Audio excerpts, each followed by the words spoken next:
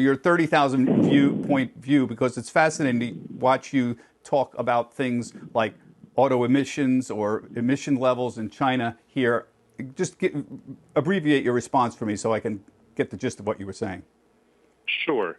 The bottom line is we're seeing very good compliance in the U.S. with work-at-home, stay-at-home requests by the federal and local governments. In New York, for example, the traffic levels that we're seeing right now, and I've got this up on my screen as of the last hour, congestion levels in New York City are at their lowest, even lower levels than last week. The weekend traffic was basically zero. So in New York, really the epicenter, we're seeing excellent compliance. People aren't moving around, and that's broadly true across the U.S.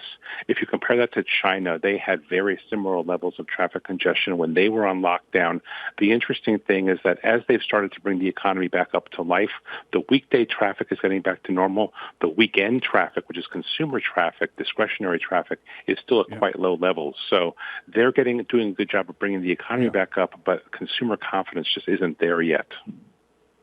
But these levels that we saw when their traffic was essentially zero, like we're seeing in New York now, that was 2 months ago, essentially. Is it fair to try to extrapolate, if we continue with the social distancing, that we can have similar rebounds, or is that too much to ask or too much to extrapolate from the data?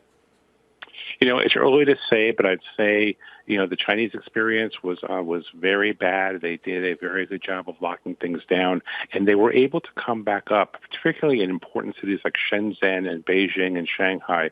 They were able to come back up to quasi-normal levels of weekday activity within a month. So that is a promising sign. If we're thinking about what the exit of this is for the U.S., they were able to do it. We should be able to accomplish something similar.